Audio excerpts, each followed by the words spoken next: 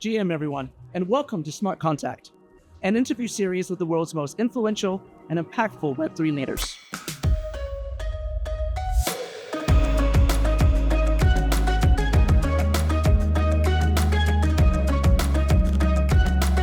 This podcast is produced by Web3 Harbour and is supported by Circle, our 2025 lead sponsor.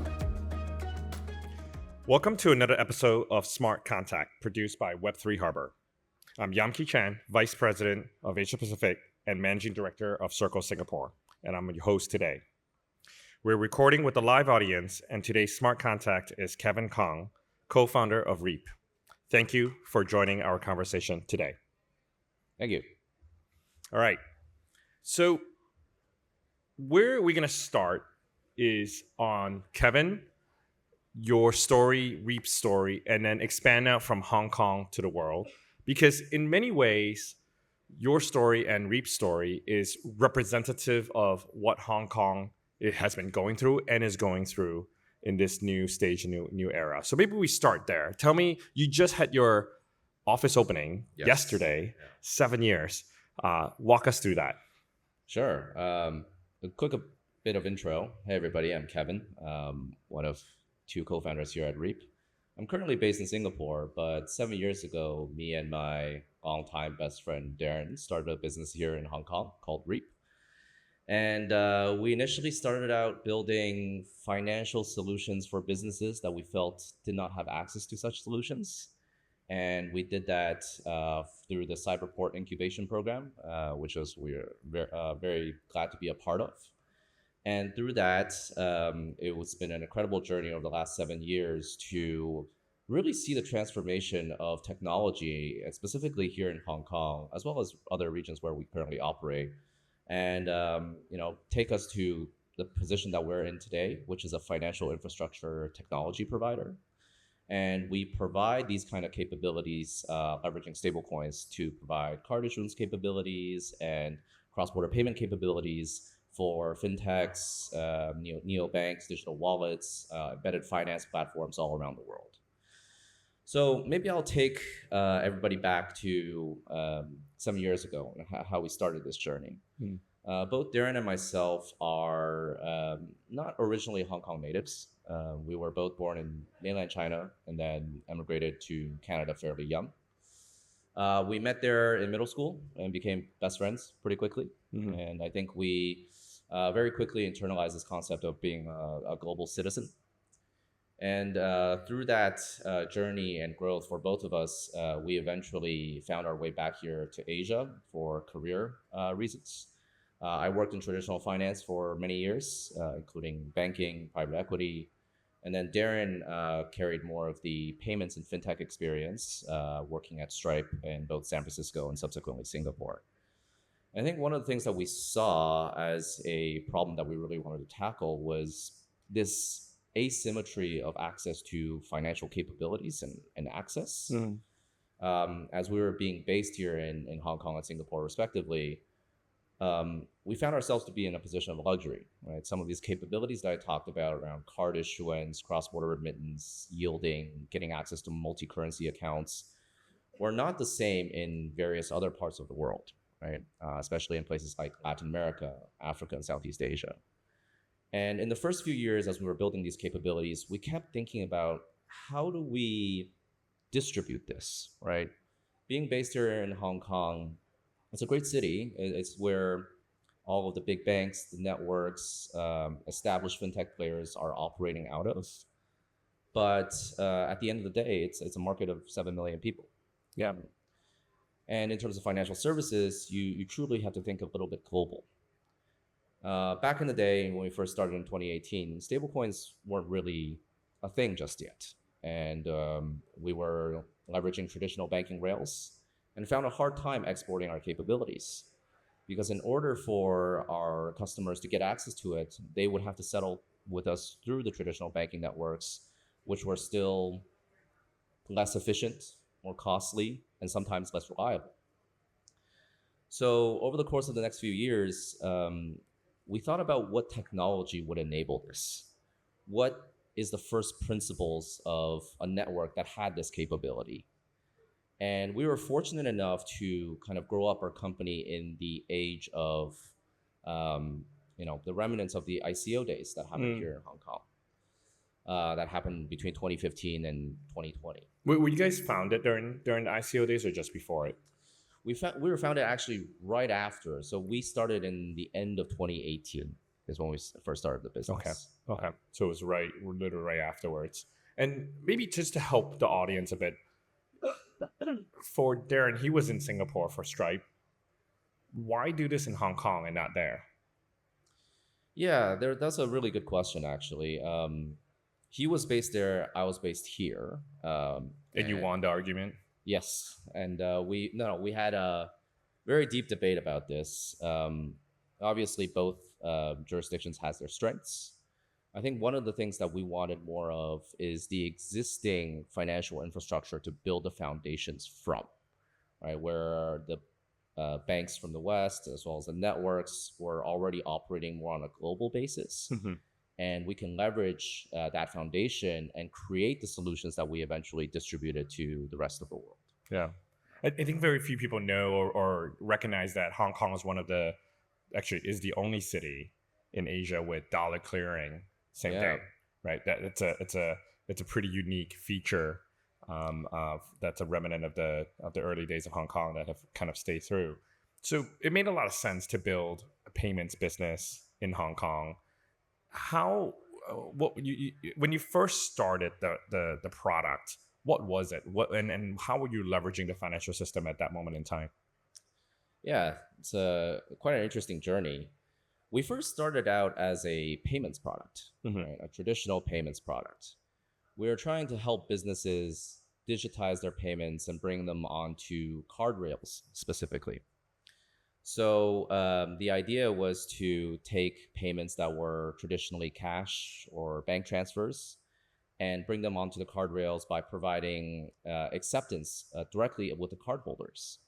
So we didn't have to rely on the merchant side to have any kind of acquiring setup, point of sale devices. We would work with the cardholders to pull funds from their cards and do a simultaneous bank transfer directly to the end recipient. I think as part of that, we started to realize how much more we could build from here, right? We vertically integrated very quickly by becoming an issuer directly on the Visa network. And then started building out more capabilities to sponsor other programs and white labeling our services to provide to other fintechs who wanted to leverage this. Yeah. So this is sort of the early days of the neobank concept and the what I would call the 2.0 of fintech at that moment in time was the hottest thing, and Reap was at the center of that here in Hong Kong. Yeah. At some point, you decided then to upgrade the system from traditional finance or traditional payments into stablecoin based payments. How did that happen and what led to that? Yeah, so that was really led by going back to what I mentioned about how do we distribute our capabilities a lot more effectively. Yes, we were able to serve local businesses fairly well because they can settle with us through FPS, real-time, instant, but we had international customers as well. Like many other financial services here in Hong Kong, there are offshore businesses that come here that want to get access to the capabilities that we have here, including things like non-US time zone, US dollar settlements, multi-currency, a lot of various other things. But it was always a hurdle because of, moving funds cross-border was still costly using the traditional rails. And we were influenced a lot by some of that remnant of the ICO phase of Hong Kong. I don't know if people remember, but a lot of the centralized exchanges, digital wallets, still had a lot of operations here. And we saw them as a vertical that we wanted to serve. When we interacted with them, they had this idea of, hey, can I settle with you using stablecoin? Because for my base business as a centralized exchange, I am already leveraging digital assets and blockchain technology. And I want to leverage your services, but I don't want to, keep converting back into fiat in order to get access to that.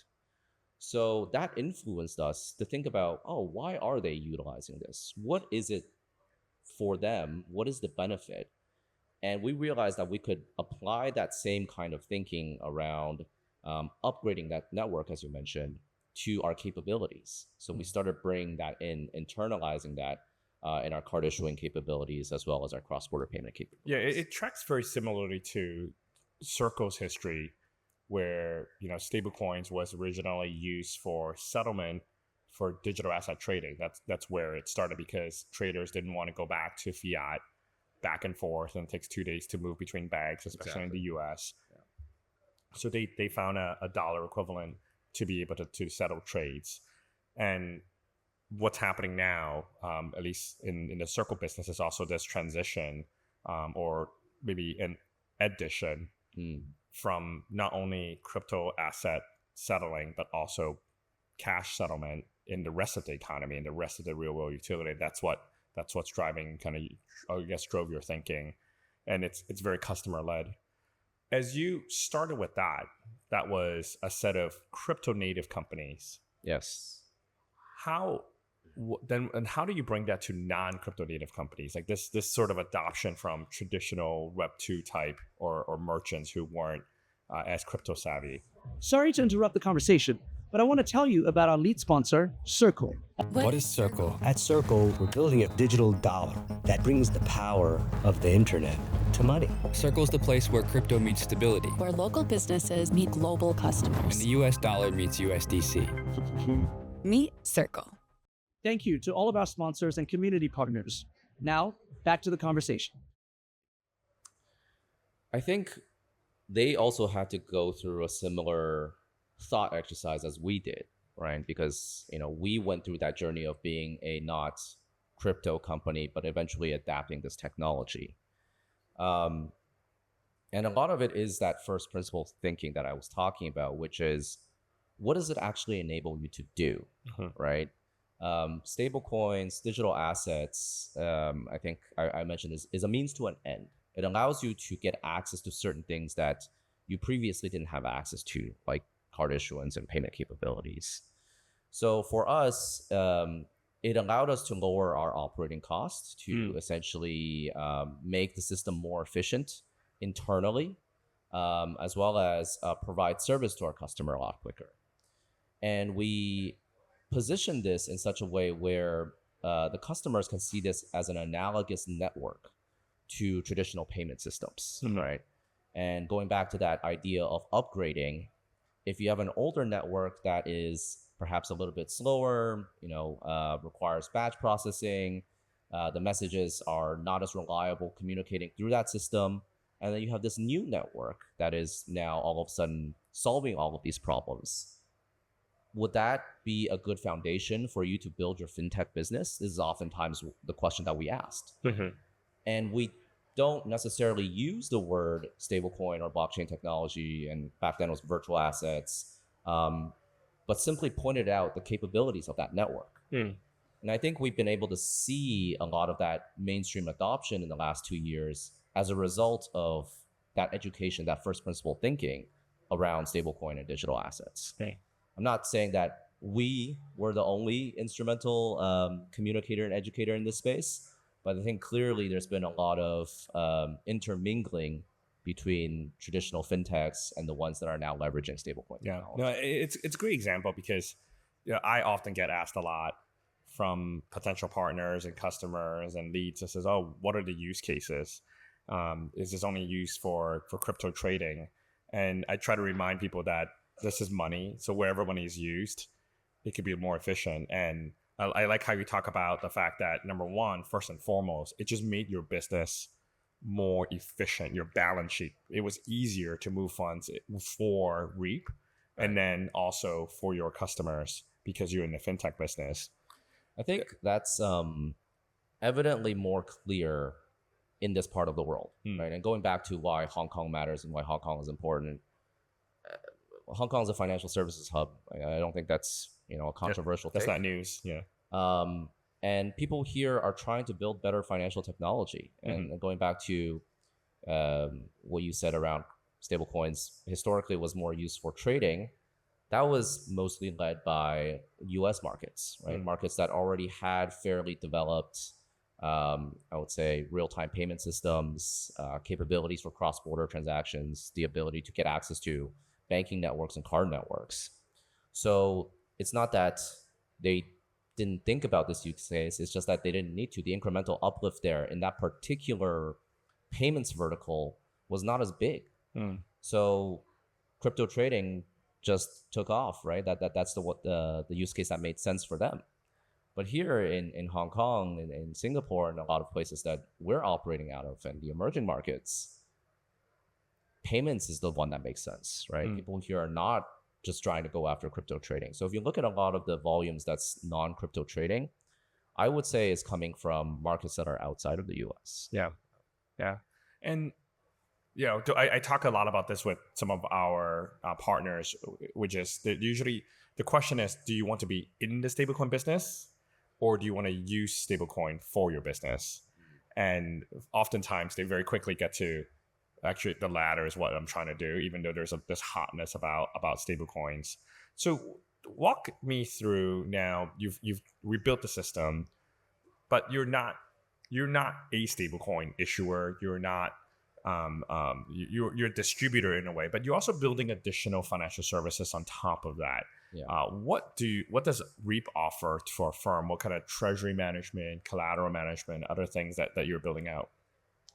So a lot of our use cases are specifically to businesses. So whether that's building capabilities internally for their corporate expense management, treasury management, or externally for their downstream customers and partners, such as virtual cards, corporate expense cards, purchasing cards. These are all tools in the toolbox that Reap provides. And I think the way that we see ourselves is almost that financial services as a service layer, embedded finance for your company. And we don't overly prescribe what that might be, but we do give you capabilities like getting access to yield through certain things like USYC or other yield-bearing type of digital assets. We also provide payment capabilities, which is our bread and butter and how we started in this game, powered by stablecoins. Right. The way that we see it is that I think in the future, a lot of our customers with a captive audience base will converge towards this financial services neobank proposition.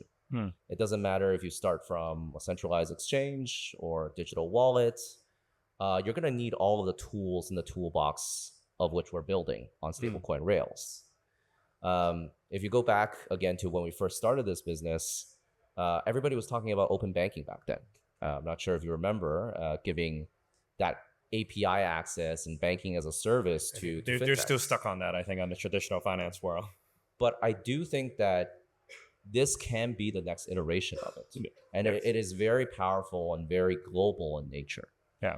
It's interesting that when you talk about this, you're using a lot of the terms embedded finance, fintech as a service that was actually in the fintech 2.0 stage, but it's reimagined. You mentioned just a little bit earlier USYC, and for those who are not familiar, USYC is a tokenized money market fund that happens to be issued by Circle. We acquired a company back in January named Hashnote that does this, and it's about just under $1 billion in circulation today. And talk us through that, because you are now using this. You're using it also on Arc, which is a new blockchain that Circle just announced this past week.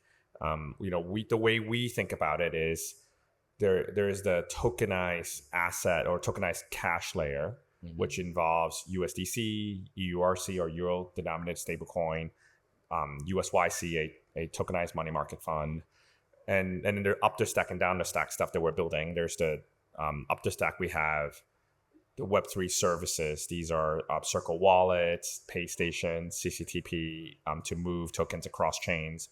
Downstreams, we have various blockchains. We're on almost 30 blockchains now. And then we're, of course, announcing Arc.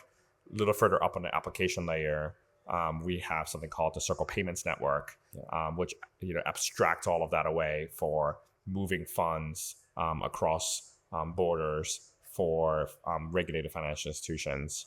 How are you thinking about your business and how are you transitioning that with these different types of stacks? How are you kind of changing your tech stack? And how are things like a tokenized money market fund, which previously I think would have been like a CD account or a money market fund account. Like, how is it different now for you and for your customers? I think we are also adapting to some of these new innovations around certain blockchains and technologies. I like to think in analogies, right? This is why we were able to transition our capabilities onto this new network, because we saw a lot of analogies. And the reason why I mentioned some of these terms that are so familiar is because I see the parallels. And specifically around what you mentioned about, working with newer blockchains such as ARC. We think about this almost as kind of the explosion phase of the internet, when a lot of capabilities came about, TCP/IP that really allowed newer businesses to be built. So I think we are excited by these things in the sense that we are also leveraging these capabilities to build that toolbox that I'm talking about, to be more interconnected, right? CCTP is extremely helpful because interoperability is all everybody talks about. And not every single blockchain has the interoperability transfer protocol, I believe it's called, ICP or no, ITP. Yeah. And so we need to take advantage of this, right? So it's not just us pushing the innovations per se, it's also understanding the layer beneath us and beneath that and where all of that comes from. So we're all in this together, to be quite honest. Yeah, and even for newbies or in the crypto world, they call them normies. We just think about stablecoins, and they forget that the stablecoins are on different blockchains, and they're actually somewhat different. USDC on Ethereum versus USDC on Solana versus USDC on Polygon, and what I describe it as. You can move money on the Visa network versus the MasterCard network versus the UnionPay network versus the JCB network. And what the cross-chain transfer protocol does, CCTP, is the ability to move that across the different chains, so that for you may choose to build on Solana, but your users are on Polygon. And how do you move those tokens natively without risk across them? I think that's the most powerful unlock for us, which is our customers come from everywhere. For us, we can work with a certain set of technologies and we can be as interoperable internally as we'd like. But sometimes our customers come to us with certain technical requirements. And so we'd have to figure out how to work with certain blockchains if we didn't have these type of capabilities. So at the beginning of this talk, we started with you, Darren, here in Hong Kong 7 years ago. You're no longer just the company at Cyberport. You have a new office, and you're not just a Hong Kong company. And actually, very few people either know or recognize that you're actually a global firm. You're expanding to lots of different markets. Where are you going, and why? What's driving this? Is it just grow at all costs because you're a startup, or are there demand that your customers are seeking from you? I think it's very much driven by the use cases that people are looking for, right? And they correlate to certain geographic regions like Latin America, Africa, and Southeast Asia. But that being said, they're all looking for the same thing, right? Which is that means to the end, a stable form of currency through which they can access financial capabilities to build better fintechs, build a better ecosystem, build a global business themselves. So that's ultimately what's driving our direction as well. And we think nothing exists in isolation. You can't just create the solutions here, but not understand where you're exporting these capabilities into. So our operations has expanded into, we have people in 18 different countries, most prominent of which is in Latin America. Our fastest growing teams are in Mexico as well as Brazil. So we see this idea of connecting the world via hubs where they're the network is an extremely powerful concept where each individual node has capabilities, but if you bring them all together, the sum of its parts is much greater, right? There are synergies between how you can connect the East and West, or Hong Kong and Latin America, Hong Kong and Africa. Yeah, reflection of a network business. The network business, yeah, Yes, exactly. yeah. So are these, it actually tracks very closely to how Circle has been growing as well. We have, presence in Mexico, in Brazil. But for you, are these different sets of customers that are there, or are these customers that actually started here in Hong Kong and they're expanding there? How do you look at that market expansion? It's actually a combination of both, which is why I was hesitant to kind of go region by region. Mm-hmm.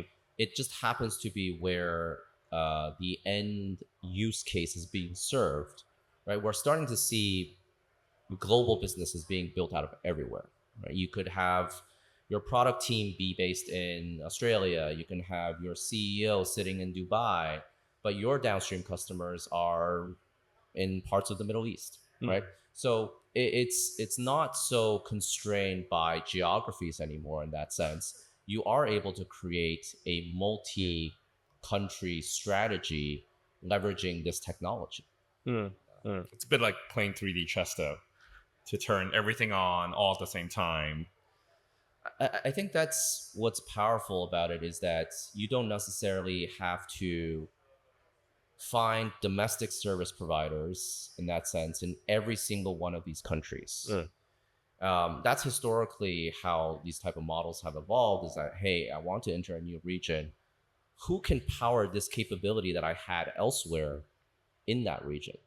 It's never been, oh, is there one network or one currency that would give me access to all of these things? And I think that's allowed people to scale a lot more into these disparate markets that historically have been considered as long tail. And every single entry to a new market has a very high marginal cost.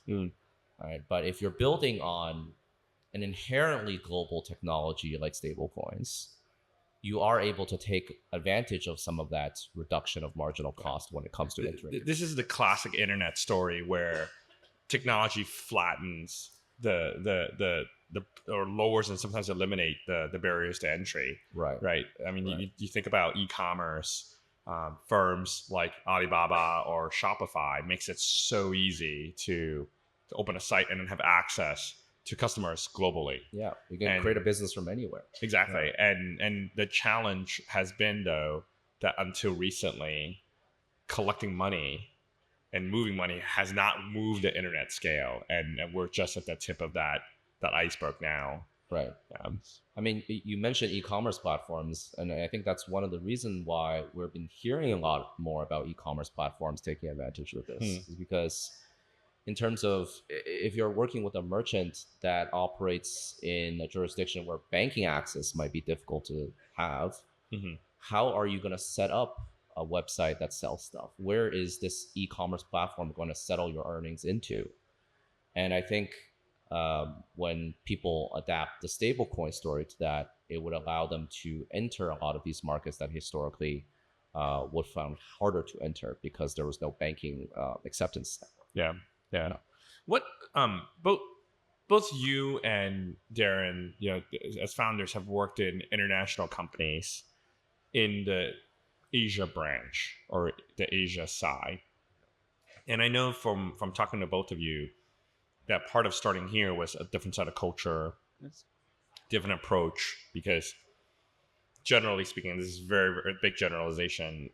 Western firms tend to see the world as the world is flat. We'll take whatever we have in the US or Europe and we'll just apply here, and then everyone else will adopt it. But here it's a lot more fragmented, and successful entrepreneurs constantly adopt and adapt to the local nuances. What lessons are you taking now that you're going global from Asia? And what are you going to do differently than other sort of global firms in the past, or US or Western-centric global firms? I think we need local presence when it comes to product engineering and technology very Okay. early on, Hmm. right? The concept here is that you just take one set of APIs and you try to bring them to all over the world is going to be very difficult. It's why historically a lot of the US payment gateways or acquiring setups have not expanded as well in this part of the world or in regions that are more fragmented, not a single uniform market. So we see that as an advantage because we take these earnings very early on, right? In addition, Reap grew up in the age of COVID, where our teams inherently had to be distributed. So we got very comfortable with this idea that not everybody has to be centralized in one location, and you can take advantage of being able to have people in various different regions that provide you the local nuance and the understanding of what those customers are actually looking for. Got it. No, that's very smart in terms of making sure that your product understand the customer, and one common, again, very general statement is one common mistake for US firms is our talent sits in Silicon Valley and they should know how everything works. But the fact is that time zones are real and customers are different, and understanding the pain points of those customers and be able to converse with them and get into their shoes is extremely important to building the right product for that market. I think that's what's led companies like Circle to internationalize very quickly as well, in the sense that I mentioned earlier, if you're just thinking about that payment service within a market that is already well developed from internal money movement capabilities, cross-border capabilities, you might not see the pain point as much. So that's why you need people that are in these other parts of the world to find that extra product market fit that may not necessarily exist where the technology is being built, right? So if you think about us as a financial services exporter, you got to figure out where you're exporting to and who are these people that are importing these capabilities from you. Yeah, I like that term, financial services exporter. It's a service-based economy here, which makes a lot of sense. Now, what's next? You've rebuilt your tech stack around digital assets, around stablecoins. You are offering USYC internally, but also to some of your customers. There's a lot of talk about tokenizations here in Hong Kong, RWAs, not just in Hong Kong, it's actually global, but certainly here first and foremost. So what are the next set of things that you hope to build in the next 6 to 7 years? So I think the first layer is to upgrade that network across the board with the partners that we work with the customers that we work with. And that's a concerted effort between everybody, right? It's not just ourselves, but our downstream partners. Are they technology enabled enough, specifically around digital assets and blockchain technology, so that we can seamlessly operate on the same system and talk the same language? Yeah. I think in the future, there is this idea where we can evolve into a closed loop system where everything is operating on blockchain technology, so that we have a standardized form of communication without having to move back and forth between two different set of networks. Of course, there are a lot of things that needs to happen, right? Regulation, adoption, technology capabilities that needs to be built. I think a lot of it is also building trust and building compliance and regulatory enforcement on this particular new technology. Yeah. So one of the things that we see today is that there's a lot of regulation that is applicable to the traditional financial system. And the interaction with digital assets is that that enforcement and that kind of policing happens when the funds enter the traditional financial system. We need to build that capability natively, right? And it's not that we can't. All of these things that we're talking about are public blockchains that have the technological capabilities of doing everything that is on the traditional networks when it comes to AML, compliance, and KYC. But we need to do that natively in order for that closed loop ecosystem for us to actually exist, right? I think one of the things that the ARC testnet press release talked about is this concept of distributed governance. Yes. So the participants of this ecosystem, of this upgraded network, can also be very much involved in building that capability when it comes to regulation compliance and a set of standards. That's the 5 to 7 year future that I'm really excited about, right? And I think that's the work that we're doing is if everybody upgrades their technology, then we can all operate on the same system and we can have new softwares, agentic commerce capabilities, programmable money. We can talk about these in real terms then because it happens throughout the value chain of money movements, of payment, of financial services capabilities. Yeah, I'm glad you brought that up because we did a lot of thinking before we launched or announced ARC, which is on testnet as of a week ago. And one of the challenges that we heard from our customers, large financial institutions who want to build in the blockchain, but they've been hesitant, is around this question of trust. And it's very appropriate given that we're at the Trust Summit today.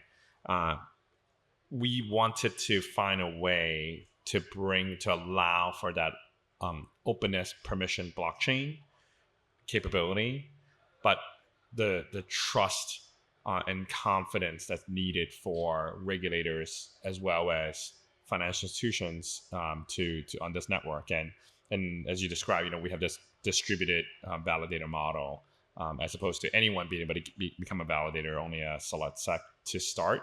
And that's going to be really important to build that trust and that confidence in the network and get them comfortable. And then the other piece is we have privacy built in, that there's a way for application developers to opt into privacy capabilities natively on chain that has what I think regulators should be comfortable with as well to ensure that they have that trust in the system.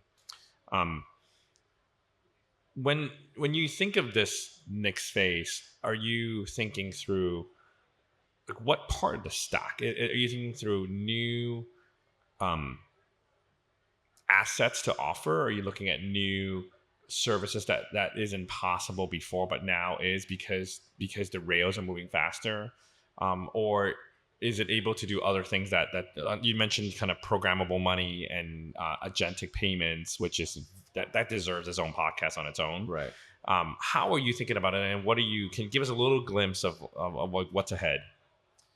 Yeah. So I think part of what I'm excited about here is newer business models that historically has not been able to exist because of certain limitations. Yeah. Right. If you think about sending very small fractional amounts of money in traditional systems, the fixed cost relative to It's too high. It's too high. Yeah. That's not possible.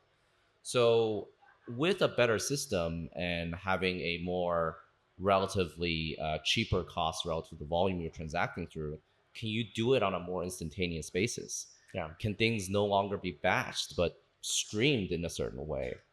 These are all questions that we've asked around our customers building some of these new use cases. The other thing is specifically around conditional and smart contract payments, right? These, because it's programmable, you have so much more data within that payment message that you can work with. You can create multiple if statements as opposed to historically just one. That's the way that I would think about this. And if you can do that, then you can create a lot of new software capabilities. Yeah. Going back to and rethink trade finance. Right? Trade finance is a very good use case of this, right? Yes. And that's why I think a lot of traditional financial institutions are starting with this as a entry point into blockchain technology. Yeah. Great. Maybe we'll end with this. You've been building this business for 7 years. There are many that are listening here in Hong Kong, but in Southeast Asia, but really around the world. They are starting this journey a little earlier than where you are. What advice do you have for them? Like, what should they be thinking about if you're a new builder in this space, or you're thinking of transforming your existing Web2 business into the Web3 side? Where do they start?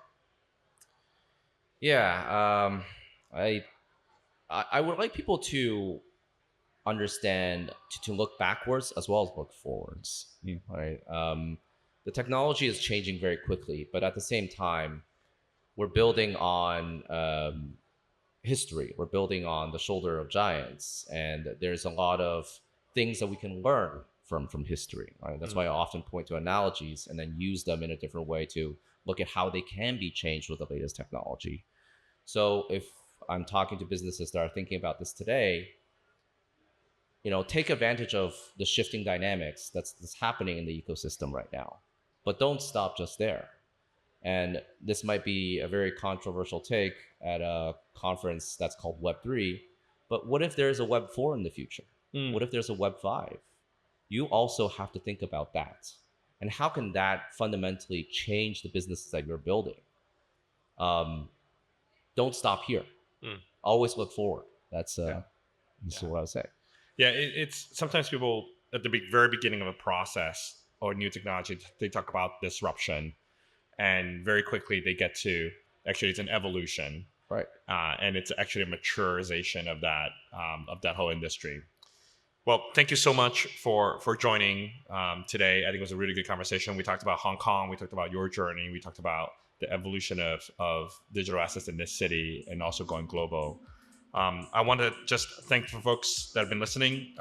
Thank you for tuning into the Web3 Harbour Smart Contact series, and we'll see you next time. Thank you very much.